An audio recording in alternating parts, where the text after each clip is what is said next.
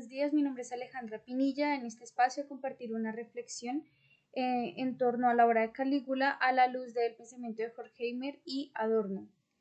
Abordaremos en la obra de Calígula la imposibilidad de la libertad de este emperador, puesto que la instrumentalización de la razón conlleva la manipulación de las masas, estableciendo como bueno aquello que beneficia a los poderosos que dominan la sociedad, en la que el emperador debe ajustarse a estos criterios a partir de la instrumentalización de la cultura que utiliza el imperio, por medio del cual se pretende anular la reflexión del sujeto en torno a su realidad y que por el contrario se ajusta a un modo de vida preestablecido por la industria, en este caso por el imperio.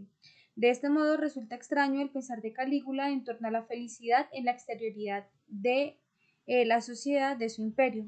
De este modo, en la instrumentalización de la razón, el pensar se vuelve cosificador de todo ente que desea comprender, de modo que lo limita a sus categorías y no lo respeta en su alteridad, es decir, en su libertad.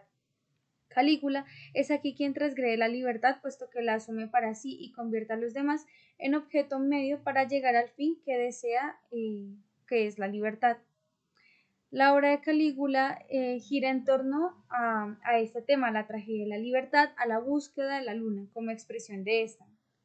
No soporto este mundo, no me gusta tal como es, por lo tanto necesito la luna o la felicidad o la inmortalidad, algo que por demencia que parezca no sea de este mundo. A partir de esta frase fundamental de esta obra de teatro, intentaremos abordar la tragedia de la libertad, su imposibilidad como expresión de la falsa identidad de lo universal y lo particular. Nos detendremos en la figura de Calígula a la luz de su deseo de búsqueda de la libertad. Recordemos que Calígula, al sentirse insatisfecho por lo que ofrece este mundo, se encamina a la búsqueda de la luna, algo que le lleve fuera de sí. Esta actitud es llevada al extremo, por lo que causa horror ante los poderosos y nobles que lo acompañan en el gobierno, razón por la cual conspiran contra él y deciden darle muerte. Detengámonos un momento en este último detalle. ¿Por qué lo asesinan? ¿Realmente fue porque lo consideraban un desquiciado? Ellos mismos dicen que ya habían tenido otros emperadores desequilibrados, pero que nunca habían amenazado de el modo en que lo hacía Calígula al pueblo, porque amenazaba contra los bienes. ¿Qué son estos bienes? Desde el punto de vista de los exponentes de Frankfurt, Horkheimer y Adorno, esta queja y conspiración se encausa más a la amenaza que emprende Calígula contra el sistema, contra la forma en que se controla la nación y se subyuga al pueblo. La razón instrumental conlleva la pérdida de autonomía, puesto que se reduce a lo que se establecen en unas constituciones determinadas por un cuerpo social guiado por los poderosos de las empresas o por los dirigentes y nobles de un imperio en este caso. Por lo tanto, hay una limitación de la libertad. La razón se convierte en actividad dominativa del mundo.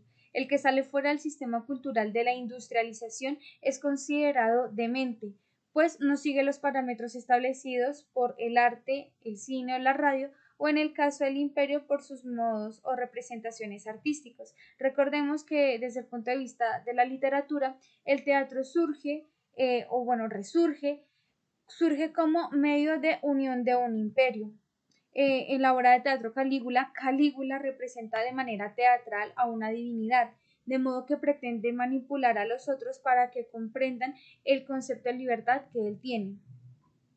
Estas ideas racionalizadas y transmitidas por la industrialización de la cultura conlleva el lenguaje como instrumento de comunicación de elementos intelectuales y conducción de masas. Dentro de este contenido evidenciamos en el Imperio Romano cómo el hablar de Calígula se torna extraño, pues su lenguaje no pretende manipular masas, sino expresar una reflexión que sale dentro de esto que se tiene como acostumbrado y preestablecido dentro de un constructo social. Calígula,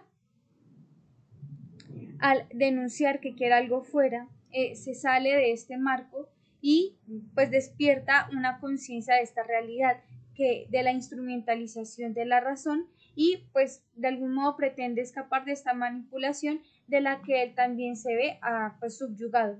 Calígula, de este modo, la demencia de Calígula podría observarse más como un despertar o un salir del constructo social hecho mediante la instrumentalización de la razón. Calígula descubre esta pobreza que trae consigo la construcción de una sociedad y por ello decide hacerle partícipe de la noción de la libertad. No obstante, recordemos que la forma en que participa el pueblo a los demás de su libertad es asesinándolos, arremetiendo contra ellos y todos sus derechos y dignidad. En el comprender, recordemos, afirma Adorno en la dialéctica negativa, con el comprender de la cosa se corre un riesgo y es limitar esta a sus categorías, es decir, cosificarlo y identificarse consigo mismo, es decir, no reconocerlo en su alteridad, quitándole su libertad, sino acogerlo como algo suyo. De esta manera, Calígula asume en sí mismo la libertad y se concibe así, como un dios y libre. Cuando el razonamiento se subjetiviza, conlleva a que los criterios para los actos y convicciones, los principios éticos y políticos, lleguen a depender de otros factores diferentes a la razón. Es decir, aquí surge un interés egoísta en el que, dejando a un lado el tema moral y ético, lo que se busca es un beneficio propio. La deseabilidad de los objetos son determinados a partir de otros objetos, el medio para un fin. A partir de eso no hay noción de verdad en las decisiones prácticas, morales o estéticas. La moral así se convierte subjetiva.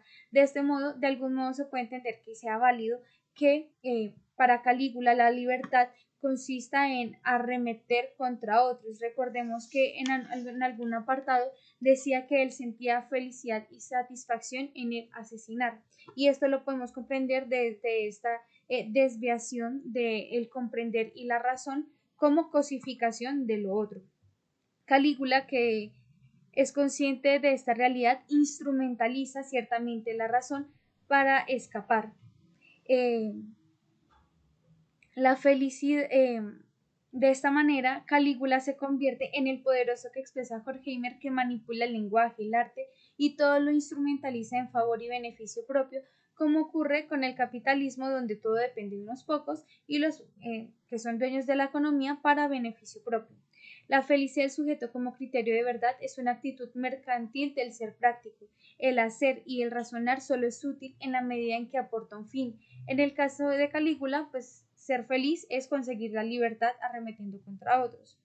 De este modo encontramos en Calígula dos polaridades. Por un lado, Calígula puede representar ese deseo de pensar, de salir de la manipulación social que se ha hecho mediante la instrumentalización de la cultura. Recordemos que esta instrumentalización lo que busca es inhibir a la persona de que piense fuera de estos esquemas y categorías sociales y que no salga de sí misma. Cuando Calígula decide o piensa que la libertad está en la exterioridad, fuera de este mundo, de algún modo está saliendo de esa manipulación social en la que él también se ve inmerso. Por eso es justamente asesinado, porque los poderosos ven en él un peligro que atenta contra la manipulación que se viene haciendo de las masas a partir del control de la instrumentalización de la razón y la instrumentalización de la cultura. Sin embargo, el otro polo que encontramos en Calígula es este poderoso que a su vez también se sirve de la razón para manipular las masas, hacerlas objeto de beneficio propio como medio para llegar a su fin. Así, Calígula también es este poderoso que denuncian Horkheimer y Adorno, que manipula a los otros y los cosifica. Nos queda la inquietud de si esta búsqueda de la libertad que en Horkheimer debe ser fuera del sistema de la razón instrumental se podría encontrar como lo sintió hacer Calígula en la subjetividad, porque recordemos que esta subjetividad hace que la moral y la ética sean relativas. Si es así, ¿en qué punto podríamos ser libres? Porque para ser libres hay que salir de la sociedad, pero tampoco la libertad se encuentra en la subjetividad. De este modo nos queda la inquietud de cómo podemos ser plenamente libres.